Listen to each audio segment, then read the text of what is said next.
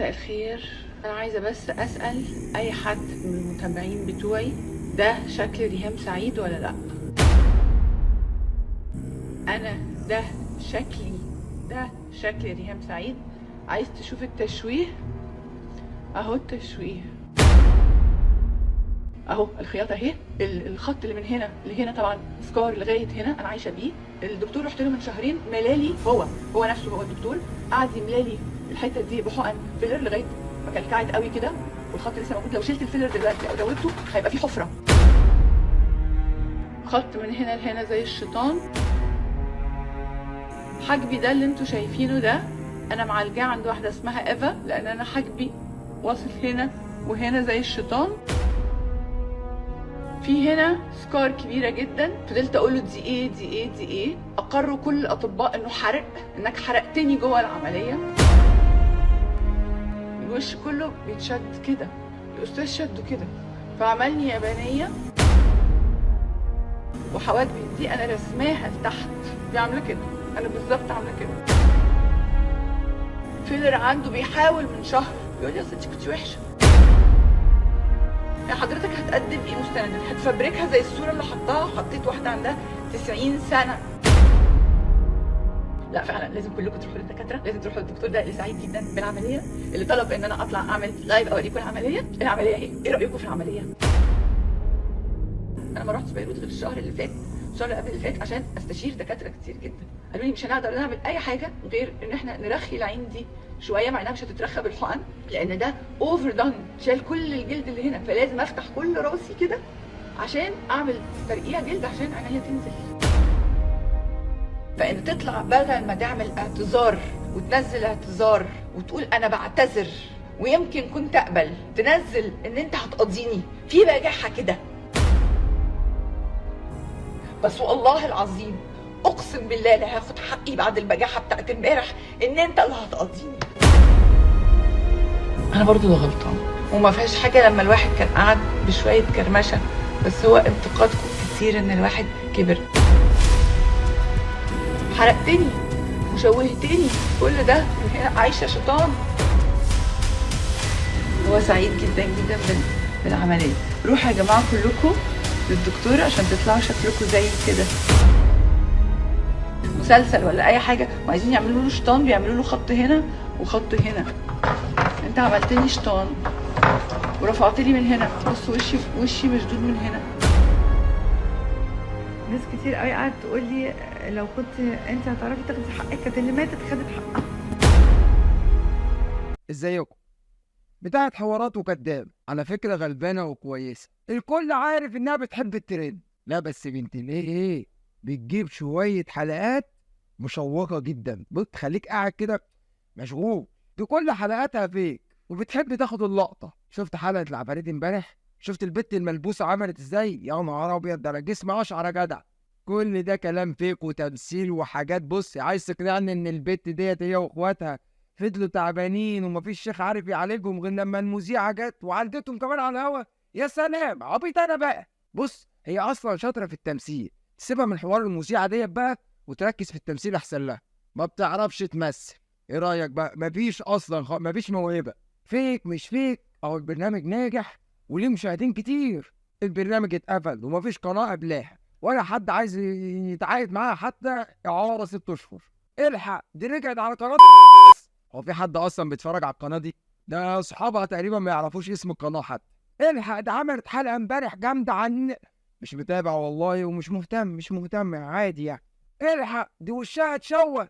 يا عم هتلاقيها عامله حوار عشان خاطر بس يعني ايه تلم الشو. انت عارف بتحب الترندات، بتحب تظهر، بتحب تاخد اللقطه. انا شكلي بقى زي الشيطان. احسن بيعملوا عمليات تجميل ليه يا جدع؟ مخلة ربنا حلوه. طبعا فاكريني بهاجم ريهام سعيد؟ لا، انا بقول لكم عن راي الناس فيها بس. امبارح ظهرت علينا ريهام سعيد بفيديو لايف بتثبت فيه حاله، والحاله دي هي انها عملت عمليه تجميل فاشله عند دكتور لبناني، والدكتور ده شوه وشها وخلاها زي الشيطانه زي ما هي انا قالت. معالجاه عند واحده اسمها ايفا، لان انا حاجبي واصل هنا وهنا زي الشيطان. علشان يرد علينا الدكتور بالصوره دي ويقول انها كدابه وان العمليه ديت بقالها فوق ال10 اشهر في شهر 3 2023. علشان تطلع ريهام ترد تقول ان هو شوه وشها وانه مجرم وانه عمل كده مع ناس كتير، بس ما ذكرتش مين هي الناس. وعلقت على الصورة ديت وقالت ان هو بيحط صورة واحدة هي ما تعرفهاش، وانها مش هي خالص اللي جنبها، وبيكتب عليها قبل وبعد، وانها كانت زي القمر قبل ما تروح له. طيب لما انت كنت زي القمر رحت له ليه اصلا يا ريهام؟ وقالت ريهام ناس كتير قوي قعدت تقول لي لو كنت انت هتعرفي تاخدي حقك، كانت اللي ماتت خدت حقها. موت 2 قبلك؟ يا نهار اسود، هو بيعمل عمليات تجميل ولا قلب مفتوح ده؟ وطبعا ريهام حذرت الناس من التعامل مع الدكتور التجميل ده، وقالت انها هترفع قضية عليه وهتحاسبه ومش هتسيبه في حاله. ده مجمل كلام ريهام سعيد في قضية تشويه وشها. علشان يرد علينا دكتور نادر دكتور التجميل اللي ريهام سعيد بتقول عليه، ويقول لنا الدكتور قال ان هو مستغرب من خروج ريهام سعيد الفترة دي، وكأنها عاملة عملية التجميل دي امبارح مثلا، وان العملية دي بقالها فوق ال10 شهور. وقال ان هو ما كانش يعرف ريهام سعيد اصلا من البداية، وانها هي اللي اتواصلت معاه علشان تعمل عملية تجميل شد الوش عنده. وقال انها قالت له انها بقالها 3 سنين بتعمل عمليات تجميل عند دكاترة مختلفة، وان الدكاترة دول شوهوا وشها وبوظوه وخلوا عندها عين اكبر من عين، وان بسبب ده اثر على وجودها في اعمال فنية كتير. وقال ان مشكلتها انها ما بتظهرش في اعمال فنية كتير بسبب المشكلة الدكاترة اللي بوظوا لها وشها ديت. وقال انها قالت له انها بتظهر على الكاميرا وكانها ست عجوزة. وقال ان هو في شهر 3 2023 عمل عملية لريهام سعيد عالج فيها مشاكل كتير كانت في وشها، زي المشاكل الدهنية في الوش وزي موضوع العين، وانها طلعت ريهام سعيد من تحتيه زي القمر، او قال بالاصح انها بقت اجمل بكتير مما كانت عليه. طيب احنا دلوقتي عندنا تصريحين. الاول ان ريهام قالت انها كانت زي القمر قبل ما تروح للدكتور ده، والتاني الدكتور قال ان ريهام سعيد جات له بمشاكل كتير في وشها وهو عالجها وبقت احسن بكتير من الاول. طب نصدق مين احنا بقى في الاتنين دول؟ وكمل الدكتور كلامه قال انها لحد هنا والموضوع خلص، مريضه زي اي مريضه جت عنده واتعالجت ومشيت. وقال ان هو اتفاجئ بمنشور ريهام سعيد وهي بتهاجمه، وقال ان هو مستغرب لان العمليه بقالها فوق ال10 شهور وريهام ظهرت على التلفزيون كتير الفتره اللي فاتت ومحدش لاحظ حاجه في وشها، وانها كانت كويسه. ايه اللي خلاها تتكلم دلوقتي؟ وقال ان ريهام ممكن يكون استخدمت منتجات لعنايه بالبشره فاسده او بايظه، عشان كده عملت في وشها المشاكل دي. وقال بطريقه كده ان في النهايه بترمي اللوم على عمليات التجميل. وقال برضو ان عمليه ريهام سعيد من العمليات الناجحه جدا. كده وناجحه يا دكتور؟ امال لو فشلت كانت عملت ايه؟ هتمشي ريهام من غير وش خالص؟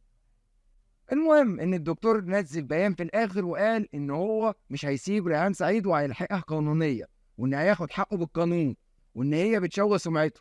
يعني انت خايف على سمعتك وتشويه سمعتك ومش خايف على وش ريهام اللي اتشوه ده؟ وفي النهايه نفسي اقول رايي الشخصي والله، بس للاسف مش هينفع. بس احب اسمع رايكم في التعليقات، يعني احب اسمع رايكم قوي في الموضوع ده في التعليقات. واخيرا بالنسبه ليا اي تغيير في خلقه ربنا سبحانه وتعالى بالنسبه لي مش مقبوله. الله سبحانه وتعالى خلقنا في اجمل صوره، وان مهما عمل البني ادم وحاول يجمل اللي قدامه دايما صنع الله افضل. فسبحان الله المصور الخالق المبدع. وفي النهايه نتمنى الشفاء العاجل للاعلاميه، ونتمنى ان المشكله تتحل بسرعه وما يحصلش فيها اضرار كتير. وما تنساش في الاخر تدعي لاخواتنا في غزه عشان انت شكلك نسيتهم. ادعي ان ربنا ينصرهم ويثبت اقدامهم. ما تنساش تصلي على النبي عليه افضل الصلاه والسلام. واشوفكم الحلقه الجايه. سلام.